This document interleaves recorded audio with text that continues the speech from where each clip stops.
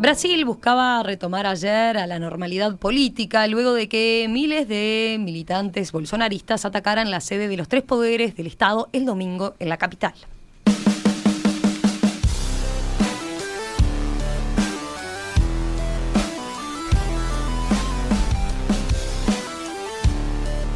Ayer, los titulares de los tres poderes públicos, encabezados por el presidente Luis Inácio Lula da Silva, cerraron filas contra los actos de vandalismo.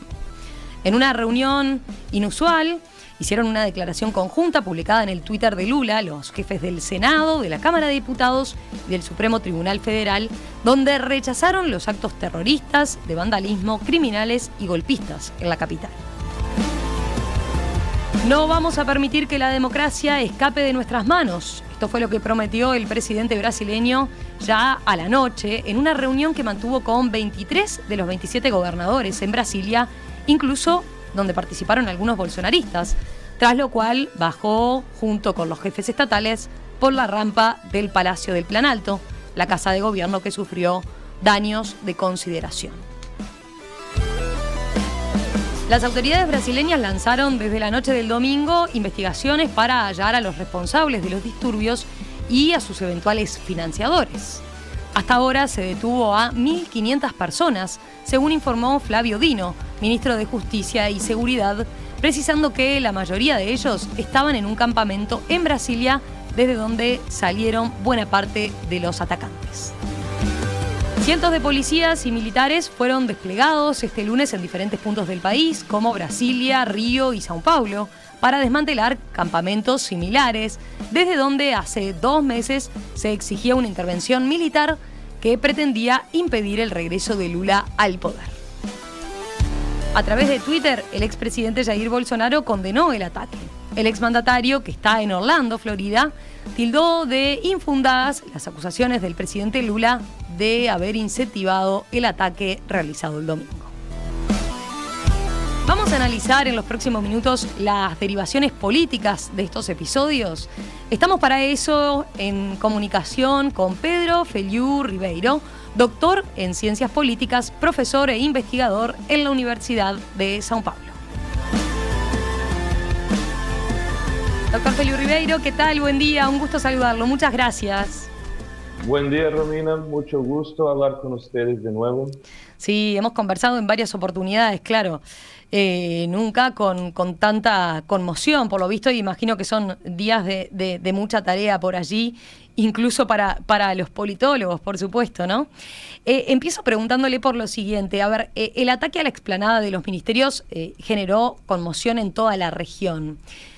¿Había algún antecedente similar en la historia de la democracia brasileña?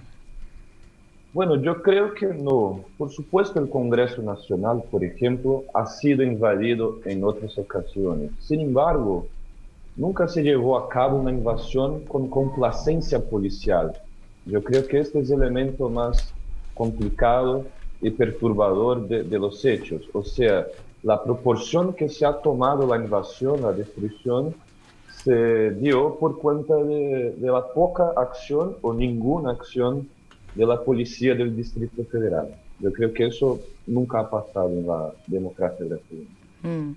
Y tratando de enmarcarlo de vuelta, ¿no?, a este acontecimiento, enseguida se habló de intento de golpe de Estado. Más allá de la gravedad de las imágenes de esa turba, ¿no?, que provocaba esos daños, ¿en algún momento fue un riesgo, una posibilidad que sí ocurriera un golpe, que se diera un golpe? Yo creo que no, porque hay, bueno, muchos factores, pero un muy importante es el apoyo internacional a la democracia de Brasil. Hay que recordar que la dictadura militar del 64 del siglo pasado tuvo apoyo norteamericano y ahora es al revés. No solo Estados Unidos, pero muchos países en la región incluso apoyaron y apoyan la democracia brasileña, lo que hace cualquier intento de golpe muy, muy remoto. Incluso hay mucho apoyo doméstico por la democracia, aunque hay situaciones complejas en los partidos de centro derecha y derecha. Por ejemplo, en la victoria de Lula, el día de su nombramiento, de su subida en la rampa del Palacio do Planalto, tuvimos tres presidentes uruguayos del Partido Nacional, Colorado y Frente Amplio. O sea, eso fue muy simbólico. Eso muestra cómo no hay un ambiente internacional, ni siquiera un poco favorable a hechos como ese. O sea, yo creo que es muy remoto, pero sigue siendo una estrategia política del campo más radical de la derecha de Brasil. Mm. Y en cuanto ahí decía del panorama internacional, ¿no? Para profundizar un poco más en la respuesta del sistema político brasileño. Ayer los tres poderes del Estado firmaron una nota conjunta condenando los actos en defensa de la democracia. ¿Usted ve un compromiso democrático fuerte en el sistema, así como en la mayoría del sistema político? Sí, desde el punto de vista institucional, seguramente el Poder Judicial tiene accionado de manera muy contundente en contra de los actos antidemocráticos. Públicamente todos dicen que son en contra, hay importantes liderazgos que son en contra, pero hay el problema de la popularidad de Bolsonaro. Así que, por ejemplo, el gobernador del Distrito Federal es del MDB, un partido que tiene mucha gente en contra a Bolsonaro, en favor de la democracia, pero gente que saca muchos votos de Bolsonaro. Así que la situación, los 58 millones de votos de Bolsonaro hace con que hay mucha gente dentro de esos partidos que no, si no apoyan públicamente, seguramente no son en contra y se benefician de estos votos. Así que es una situación un poco compleja. Y como Bolsonaro es un clásico movimiento populista, no tiene adhesión a partidos políticos. Así que esa gente, esos políticos que ganan votos con el bolsonarismo, están en muchos partidos, todos de centro derecha y derecha, pero hace la situación muy compleja.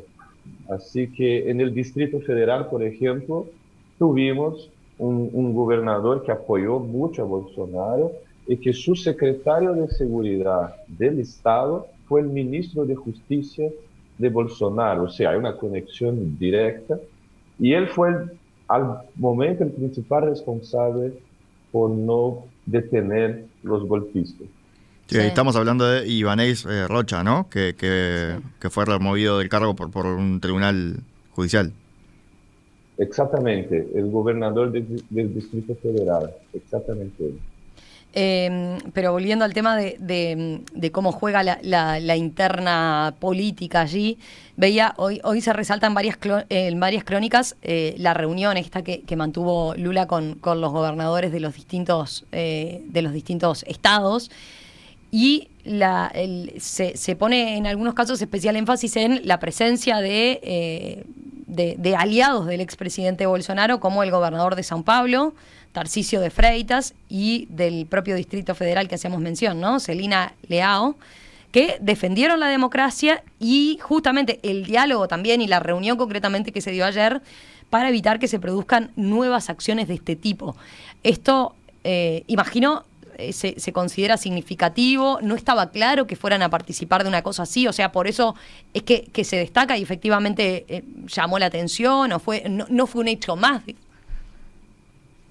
Sí, seguramente es un hecho muy importante, pero hay que tener en cuenta que públicamente todos van a rechazar los hechos que ocurrieron en Brasilia, pero el problema está en el financiamiento de los hechos y del apoyo, del voto que ellos reciben de este movimiento de derecha radical. Pero seguramente yo creo que el gobernador de São Paulo, que tuvo gran apoyo de Bolsonaro, se ganó la elección con Bolsonaro, yo creo que él no tiene la misma radicalidad del presidente, pero aún así genera preocupación, no se sabe muy bien hasta qué punto él puede aislarse del radicalismo de Bolsonaro. Pero seguramente los gobernadores, incluso aquellos que apoyaron a la elección de Bolsonaro, ofrecieron las fuerzas policiales de las unidades de la federación, o sea que están todos públicamente, de hecho, hacen acciones en defensa de la democracia. Pero como la seguridad pública en Brasil es responsabilidad de las unidades de la federación, tenemos mucho apoyo a Bolsonaro en las fuerzas policiales. Así que esos gobernadores tienen este desafío. Ellos tienen que desideologizar sus policías. Y no sé si van a hacer eso efectivamente, un programa de recuperación de las fuerzas policiales en Brasil. Eso yo creo que sería el más efectivo y el más importante, además de declaraciones públicas, de ofertas puntuales para defender Brasilia, por ejemplo. Pero eso se habla mucho para la opinión pública, que lo que tenemos en cuenta, por ejemplo, con encuestas de red social, porque el hecho es muy reciente, como el 93% de los mensajes en redes sociales son en contra la invasión de Brasilia, por supuesto. Así que los políticos intentan... ¿Qué porcentaje, perdón, que son en contra? El 93, pero eso de media social, ¿no? Claro. No es una encuesta No, está claro. Pero, así que, pero igual hay un rechazo evidente. Eso puede fortalecer a Lula. Quizás puede tener un efecto contrario. Vamos a averiguar. Eso que mencionaba de el desafío que tienen los gobernadores, más allá de la declaración pública y política que hagan de respaldo a la democracia, de desideologizar la policía, ¿no? Como uno de los aspectos al que se enfrentan. Efectivamente está planteado que encaren un cambio así. ¿Qué tan presente estaba incluso antes de que pasara esto, no? Sí, yo creo que sí. Por ejemplo, ustedes deben ter observado que la policía del Distrito Federal sacaba fotos con sus teléfonos de los invasores. Estaban tomando agua de coco. Sí. Mientras la gente invadía patrimonio público y amenazaba la democracia. Ese fue uno de los aspectos más cuestionados, ¿no? Que hizo más ruido el propio domingo mientras que se estaba viendo lo que sucedía, ¿no? En muchos casos, eso, sacando fotos, charlando con los manifestantes. Ahí usted dice que quedó comprobado esa connivencia o esa ayuda, por lo menos, con la inacción, ¿no?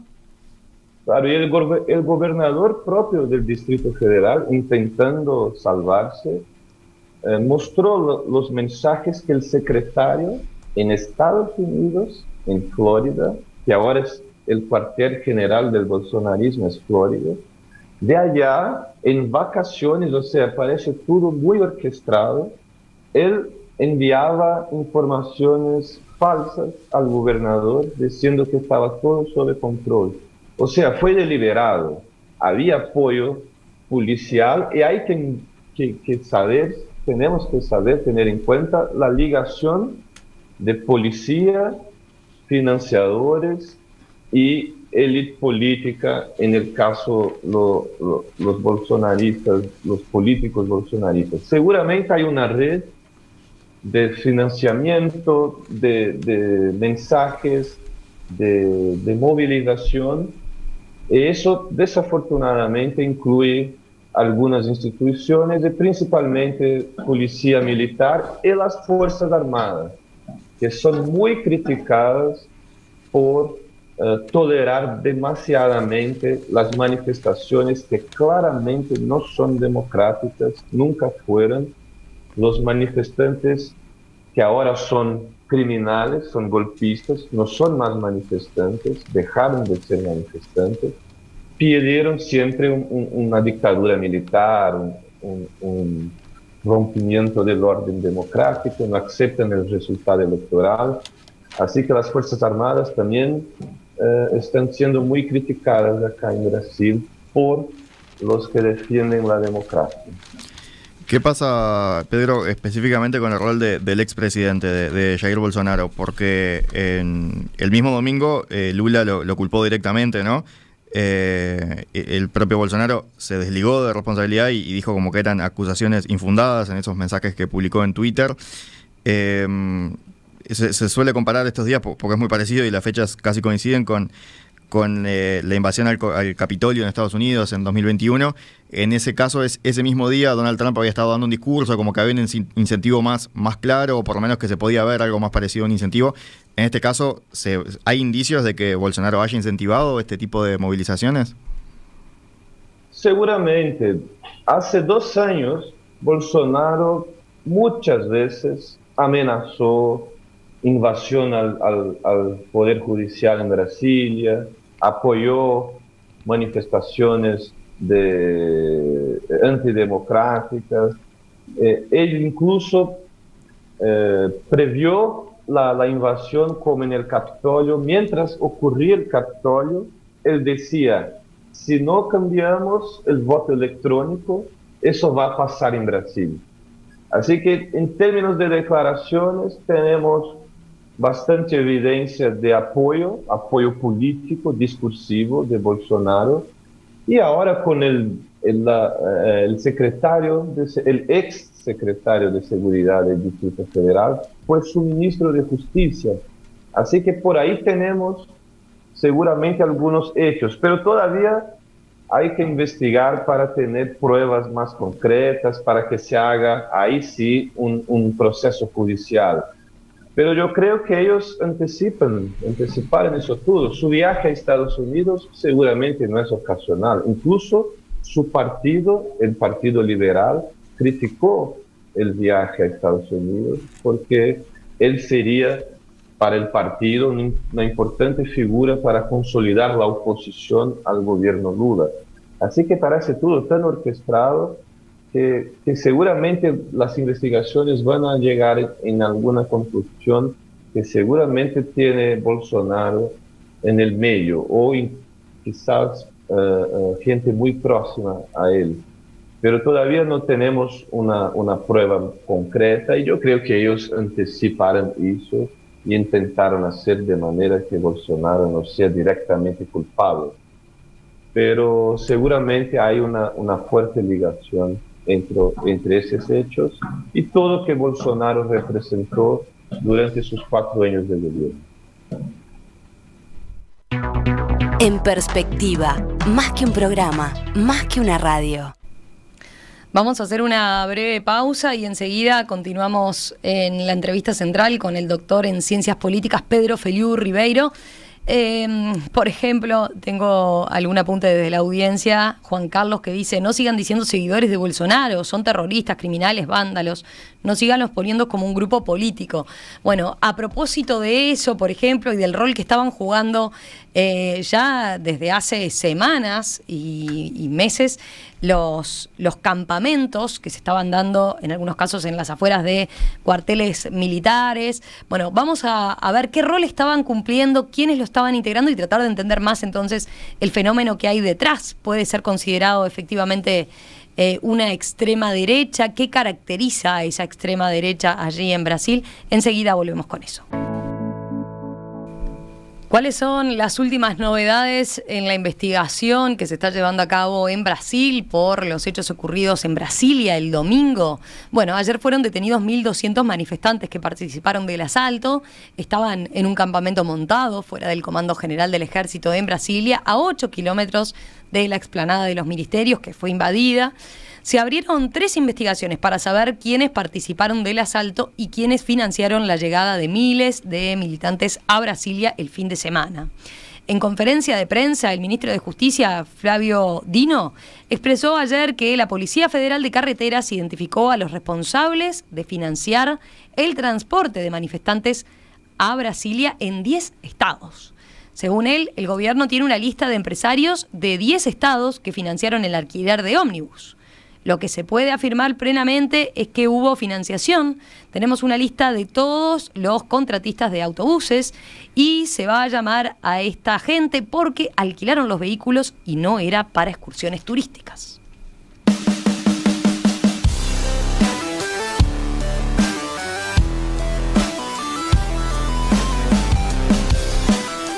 ¿Qué dejó este hecho ocurrido allí en Brasil el domingo pasado? ¿Qué derivaciones políticas puede tener?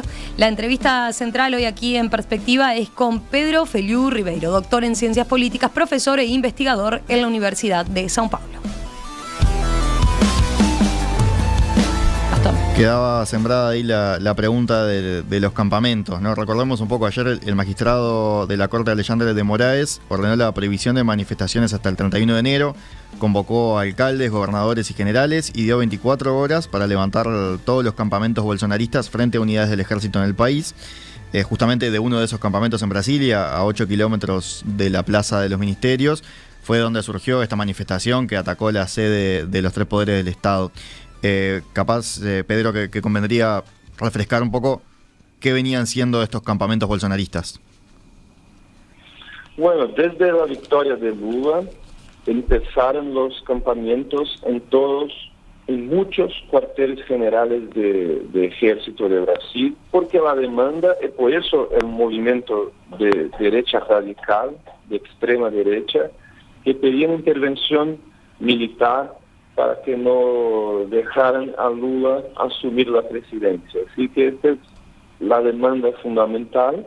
Y hubo, desde que Lula asumió la presidencia, una estrategia de evitar la confrontación, intentar dejar que la gente se quede cansada, agotada, sin dinero, para permanecer al frente de los cuarteles del ejército. Pero lo que pasó fue al revés.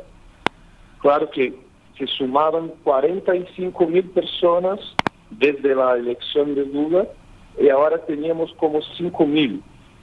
Pero la financiación, como ustedes muy bien describieron, no se cortó. Así que ellos tenían capacidad de mantenerse y hubo hasta pocos días más de 5.000 por todo Brasil, gente en campamentos. Es claro que el domingo pasado muchos ómnibus, como ustedes describieron ahora, con financiamiento de empresarios, llegaron a Brasilia para reforzar o para hacer los actos criminales del domingo. Así que la estrategia cambió, como ustedes anunciaron, o sea, ahora se paró con la estrategia de evitar la confrontación y empiezan a hacer medidas más enérgicas con más fuerza policial. Así que ha cambiado la estrategia del actual gobierno con esta gente que no son manifestantes, pero son criminales, son golpistas.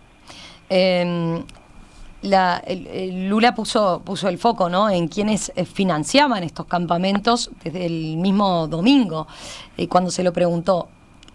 Más allá de esta lista que yo decía, ¿no?, de que han identificado de 10 empresarios de 10 estados, ¿se sabe quién puede estar de atrás? ¿Hay algún indicio de qué sectores, qué intereses pueden estar atrás? Bueno, yo creo que probablemente es la misma lista de empresarios que ya fueron objeto de investigación del Poder Judicial sobre grupos de mensajes de WhatsApp y de media social que apoyaban un golpe a la democracia. Probablemente van a ser los mismos empresarios que siempre estuvieron muy próximos de Bolsonaro. Tenemos ahí una lista de empresarios que públicamente apoyan Bolsonaro, pero seguramente la estrategia de acción deben tener protección judicial, ¿no? Hicieron una estrategia previa, premeditada, para que no sean imprisionados. Pero yo imagino, no puedo confirmar, no tengo pruebas materiales, pero yo imagino que es la misma lista de los empresarios que van impulsionando actos en contra de la democracia hace un año atrás. Hace un año atrás, entonces, había empresarios que estaban vinculados, por lo menos, por financiar estrategias de redes sociales, sobre todo, que promovían un golpe. Sí, lo que la justicia todavía investiga es la financiación de disparos en masa en WhatsApp, de promoción de ideas no constitucionales. Así que yo creo que probablemente vamos a tener una lista muy parecida con que ya tenemos de los de los juicios sobre fake news, sobre todo que la estrategia de Bolsonaro en las elecciones, que es igual la de Trump, lo mismo, es una repetición muy idéntica a lo que fue el trumpismo en Estados Unidos. Hablemos más también de esa considerada extrema derecha o quienes están en esos campamentos, ¿no? Usted lo decía, con Bolsonaro yéndose a Estados Unidos podría darse que las movilizaciones de los militantes bolsonaristas bajaran la intensidad. No obstante, pasó lo contrario, ¿verdad? ¿Qué caracteriza a esa extrema derecha en Brasil acusada del ataque del domingo? ¿Es un fenómeno nuevo? ¿Es un movimiento que tuvo impulso con Bolsonaro? ¿Es una parte, efectivamente, del electorado de Bolsonaro y exclusivamente? ¿Qué podemos decir más del fenómeno ese que hay atrás? Bueno, yo creo que de entre los 58 millones de votantes de Bolsonaro en la última elección, no son todos radicales, yo no creo en eso, pero igual es difícil mensurar. Ustedes acompañaron que las encuestas electorales en Brasil no tuvieron un resultado tan preciso porque los bolsonaristas, por ejemplo, no creen en la media, no creen en las informaciones de los grandes vehículos brasileños. Ellos tienen una red de información propia y eso hace muy difícil saber quién es quién ahí. Pero yo imagino, muy por encima, como algo como el 15% de los brasileños pueden tener una posición más radical. Eso imagino, no tengo seguridad sobre el dato, pero lo que podemos decir es que es gente que defiende la dictadura militar. Así que, bueno, es difícil decir que es nuevo, un país que tuvo 21 años de dictadura militar, de derecha, anticomunista, que defiende los valores cristianos más conservadores. Así que yo creo que la novedad es en la nueva democracia. Eso sí es nuevo. ¿La qué, perdón, que ahí no se escuchó? ¿La novedad? Nuevo en la nueva democracia. La novedad bien. Es que el 88 bien. Adelante eso no conocíamos, pero en la dictadura militar sí. Así que esta gente defiende la dictadura, por ejemplo. Así que no es nuevo en términos de la historia de la República, pero en la historia recién democrática sí es bastante distinto de lo que tuvimos. Hay que recordar que la grande oposición al Partido de los Trabajadores fue el PSDB, un partido de centro derecha, un poco más liberal, pero seguramente funcionaba muy cerca de la democracia, defendían la democracia, y los que votan hoy en Bolsonaro ya votaron en PSDB. Así que hay que comprender qué pasó para esta radicalización. Hay muchas hipótesis, ¿no? Yo creo que el avance de políticas afirmativas, principalmente en el gobierno Dilma, reacciona en la clase media brasileña que siente sus privilegios amenazados. Eso hace reaccionar más radicalmente. Los casos de corrupción, que ahí tenemos un atraco, ¿no? Porque el gobierno, incluso de Dilma, dejó que las investigaciones ocurrieran y ahí se sabe de la corrupción. Pero cuando se sabe de la corrupción, la gente siente menos confianza en los partidos políticos y eso abrió un espacio para el populismo de Bolsonaro, que no tiene filiación partidaria fuerte. Él cambia de partido como yo cambio de camiseta. Así que no hay un programa partidista, pero muy basado en valores. Muy subjetivo el apoyo a Bolsonaro. Y cuando uno analiza los mensajes en media social, son muy distantes de la realidad. Ellos viven en otra realidad. Es impresionante cómo se produce una realidad paralela. Ellos creen en una amenaza comunista. Ellos creen en que se va a prohibir las iglesias. Muchas fake news que se van sumando a un sentimiento bastante radicalizado en contra de las instituciones brasileñas. O sea, la democracia en Brasil necesita dar respuesta, y principalmente con desarrollo económico, con más calidad de vida, para que ese movimiento, esa idea política se extingua finalmente. Pero yo creo que otro problema de Brasil, sí, en ese respecto, fue no hacer lo que Argentina, Chile, Uruguay hicieron después de sus dictaduras militares, que fue poner los militares en el tribunal. Nosotros no hicimos eso. Por eso hoy los apoyadores del gobierno dicen no habrá amnistía, para que no ocurra lo que ocurrió durante la dictadura militar, que hubo amnistía, no hay militares procesados, nada de eso. Y yo creo que eso permitió que la idea de ganar a fuerza nuevamente en Brasil, desafortunadamente. Es interesante eso que usted estaba señalando de tratando de describir el fenómeno y lo que hay detrás, porque decía, es un desafío para la democracia. También es un desafío tratar de entender bien, ¿no? Cuáles son las necesidades o cuáles, de qué forma se podría atacar, teniendo en cuenta esto otro, ¿no? El hecho de que ellos se manejen por grupos paralelos, que no confíen en las instituciones, ni en los medios de comunicación masivos, ni en cualquier cosa institucionalizada, ¿no? Es un desafío muy grande. Yo creo todavía que la teoría del voto económico tiene asiento, ¿cierto? La economía va bien, probablemente el gobierno sigue, no sé si Lula, él dijo que no va por la reelección, pero puede ser un otro liderazgo del campo democrático. Yo creo que con crecimiento económico, con bienestar, yo creo que se puede superar eso, ¿no?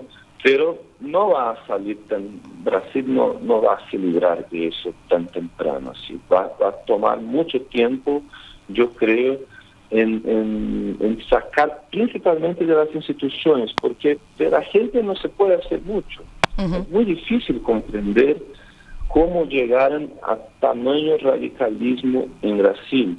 Yo di algunas hipótesis, pero todavía no tenemos mucha claridad, porque es un movimiento subjetivo, no tiene materialidad. Ellos son en contra de cosas que no existen. Por ejemplo, amenaza comunista.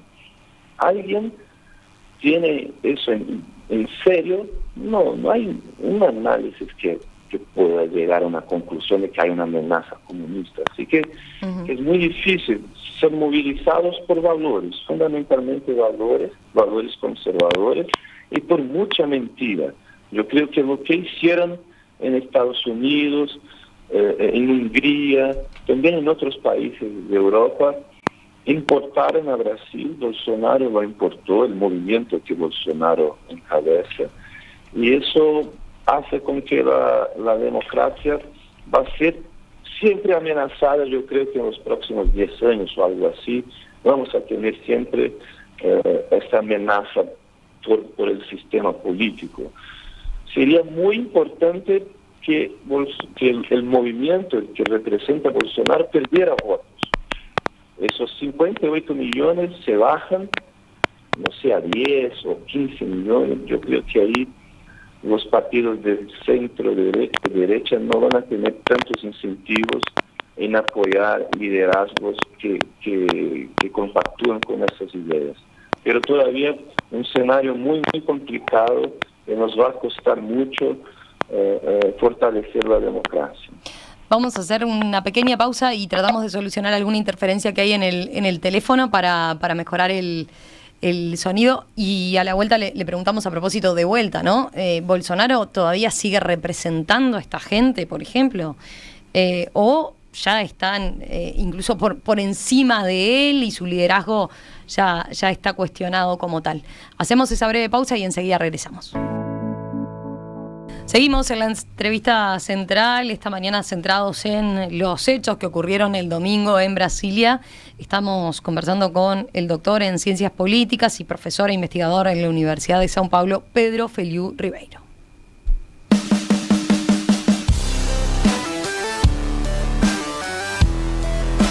Doctor Feliu, quedaba ahí pendiente también de nuevo la pregunta, ¿no? Estábamos hablando como del movimiento que se puede calificar la extrema derecha, que hoy tiene como líder a Bolsonaro, pero nos preguntábamos desde el punto de vista de que esto sucede una vez que Bolsonaro se va, ¿no? Que está en Estados Unidos y luego sucede esto, en lugar de quizás bajar la intensidad, puede surgir la pregunta también en el caso de que Bolsonaro se está desmarcando de todo esto, ¿no? Si él sigue siendo como, si sigue representando a este movimiento o si se está dando más allá de su figura. Yo creo que sí, yo creo que su figura es fundamental para el movimiento. Primero, no hay partido, no hay programa partidista, no hay un programa de políticas públicas. Es un movimiento muy populista de un liderazgo individual. Hay que tener en cuenta, por ejemplo, que los ministros de Bolsonaro, gente a su alrededor, lograron éxito en las elecciones de 2022 en Brasil. Así que él representa este capital político que todavía es muy fuerte en Brasil, pero hay que fijarse que él no hace un sucesor, por ejemplo. Su vicepresidente es una elección bastante emblemática de eso, porque él elige a gente que no puede competir con él. Así que él tiene una característica muy personalista, y como el movimiento es bastante subjetivo, basado en valores, es muy difícil tener en cuenta otro liderazgo que no Bolsonaro. Hasta el momento yo creo que sí, Bolsonaro sigue por cima, y hay que tener en cuenta que los criminales, los golpistas, ellos piden intervención militar con Bolsonaro en el poder. Así que Bolsonaro está siempre asociado a esos movimientos golpistas y criminales. Yo creo que todavía él sigue siendo una figura, un liderazgo negativo, pero importante para esta gente, para este movimiento radical antidemocrático. Así que yo creo que sí, Bolsonaro sigue siendo la principal figura. Y eso que dice de que no hay partido, ¿no? Que Bolsonaro no tiene partido, recordemos, él llega al gobierno por el PSL, un partido que se había afiliado en el año de elecciones, después renuncia, después forma la Alianza por Brasil y después termina en el Partido Liberal, que es en el que está ahora, ¿no?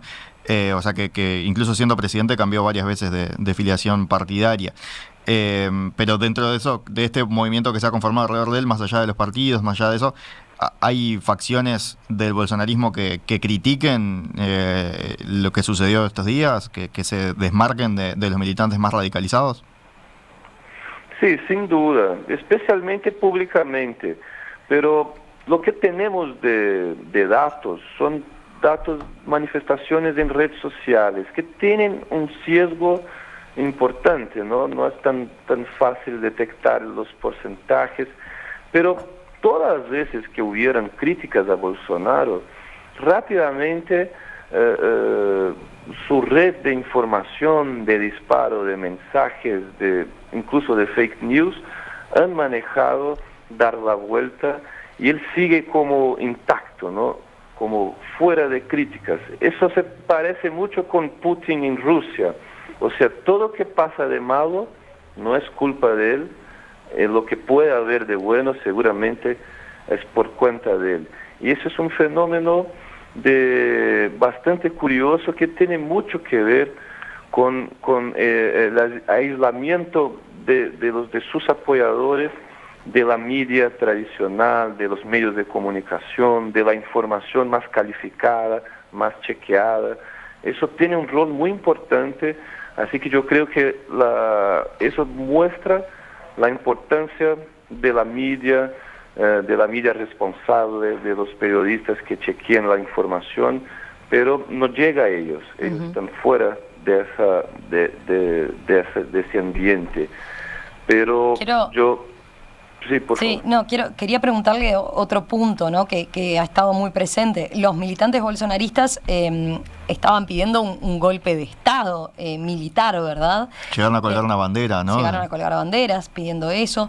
Ellos consideran aliados a los militares. Ahora, la pregunta es, ¿qué rol están jugando verdaderamente las Fuerzas Armadas? ¿Por qué hasta ahora se han mantenido, digamos, al margen? Bueno, el discurso oficial de los militares es que ellos primero consideraban las manifestaciones democráticas legítimas. Ese es un primer problema. Y el segundo problema es que ellos decían que eso es rol de la policía militar. Por ejemplo, un comunicado oficial fue que las Fuerzas Armadas enfrentan a enemigos externos, no a brasileros y brasileras. Claro que es un discurso, una narrativa, fundado en un artículo constitucional, por supuesto, pero las áreas militares en Brasil son responsabilidad de las Fuerzas Armadas y la gente estaba dentro de áreas militares. Así que hay una discusión desde el punto de vista judicial si hay negligencia, se dice en español. Sí, sí. Negligencia. Yo creo que sí, porque hay un apoyo velado, un apoyo silenciado, ¿no? Porque ellos tenían la posibilidad de apoyar a las policías, terminar con manifestaciones no democráticas, no constitucionales, pero es un rol muy dubio, se maneja como no hace ningún aceno público fuerte, formal, pero cuando necesita hablar, necesita discursa mucho más en apoyo do que en rechazo. Así que yo creo y ahora, que a partir de los hechos del domingo, no hicieron entonces una declaración pública, simplemente eso que señalaba, dijeron, bueno, que no pelean contra brasileños, sino están preparados para pelear hacia el exterior, en todo caso. ¿Eso fue lo único? Sí, mientras tanto sí, pero a lo mejor en los últimos todo está pasando muy rápido, ¿no? A lo mejor puede haber un comunicado, pero todavía no. Y yo creo que no van a comunicarse públicamente. Es como que eso no tiene a ver, no es con nosotros, no tiene que ver con nosotros. Pero seguramente eso es un tipo de apoyo, en mi opinión. Vamos a tener que rever mucho el rol de las Fuerzas Armadas en Brasil. Hay que recordar que en Brasil las Fuerzas Armadas consumen mucho recurso público. Para tener un ejemplo, el 40% de los sueldos del gobierno federal son pagados en las Fuerzas Armadas, en el Ministerio de Defensa. Así que ellos tienen un sistema de jubilación especial. Costan mucho a Brasil las Fuerzas Armadas y ahora que tienen este rol muy criticado, su imagen en la opinión pública está en los peores niveles, eso tenemos encuestas. Antes se imaginaba la opinión pública unas Fuerzas Armadas eficientes, Fuerzas Armadas bien capacitadas, pero eso seguramente está cayendo mucho y puede haber cambios. No creo que Lula lo va a hacer. Pero es posible que esta posición gane adhesión en la opinión pública y se convierta en votos. Y ahí vamos a tener posiblemente una situación de cambio en las Fuerzas Armadas de Brasil. Pero no creo en el corto plazo en eso. ¿Todo esto afecta o puede complicar la gobernabilidad de Lula? O al revés, quizás, la situación que se da lo termina fortaleciendo. Sí, eso es como más ya pensando en, claro, lo que se viene, ¿no? Porque estamos hablando de un gobierno que acaba de asumir, ¿no? Tiene 10 días de asumir recién, ¿no? 9. Sí, es verdad, son pocos días, pero hay que recordar que después de la elección, Bolsonaro salió de escena pública, era todavía el presidente, incluso él ingresó en Estados Unidos como presidente, con visa diplomática, pero mientras esos 2 meses el gobierno de transición empezó a gobernar, incluso hicieron un cambio constitucional para que se pudiera pagar el Bolsa Familia, el programa de transferencia de renta, así que aunque sean 7 días, por cuenta del espacio dejado por Bolsonaro, el gobierno ya empezó un poco antes la movilización junto al Congreso Nacional. Hay que tener en cuenta que los partidos de izquierda sumados no dan cuenta de evitar un impeachment. Así que Lula, para sobrevivir, necesita al menos 1 o 2 partidos de centro derecha. Para aprobar mayorías simples va a necesitar más 3 o 4. Y para aprobar cambios constitucionales, él tiene que poner gente que apoyó a Bolsonaro en su base de gobierno. Y él hizo intentos y mientras tanto yo creo que hay éxito, ha logrado. Él incluye gente que, por ejemplo, en el 2018 apoyó a la elección de Bolsonaro. Así que es una composición muy heterogénea desde el punto de vista ideológico, o sea, muy difícil de manejar, pero yo creo que los hechos, como Gastón lo puso, yo creo que pueden fortalecer a Lula. O sea, si la opinión pública rechaza mucho y Bolsonaro pierde apoyo en términos de votos, yo creo que va a ser más fácil Lula lograr el apoyo de esos partidos en la derecha y la centro derecha de Brasil. Claro que son partidos que quieren recursos. Nosotros los llamamos partidos fisiológicos y el gobierno tiene recursos para repartir. Pero desde el punto de vista electoral es muy importante, puede ser un efecto de los hechos golpistas del domingo, que esos partidos vislumbran más éxito electoral apoyando al gobierno. Así que puede tener un efecto en esos términos positivo a la formación de la coalición de apoyo de Lula en el legislativo. Y lo último, ya más pensando en la sociedad, ¿cómo queda la situación de polarización que ya estaba viviendo tan intensa Brasil? Veo, por ejemplo, acá un mensaje de un oyente, Daniel, que plantea: Lula llamó genocida a Bolsonaro, ¿ayuda o incentiva? Bueno, yo creo que, como te dije antes, Brasil cometió un gran error en no poner los militares en el judiciario. Y yo creo que el mismo pasa con Bolsonaro. Yo creo que sería un gran error de Lula no poner el aparato del gobierno de investigación, la Policía Federal principalmente, para investigar y tener en cuenta todos los hechos criminales que posiblemente fueron cometidos en el gobierno Bolsonaro.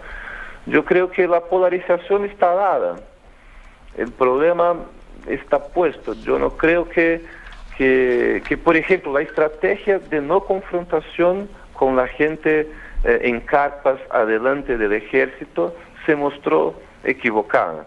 Así que yo no creo que va a aumentar la polarización, pero quizás incluso yo creo que puede disminuir un poco con esos hechos. El Lula perdió la paciencia con Bolsonaro y los bolsonaristas.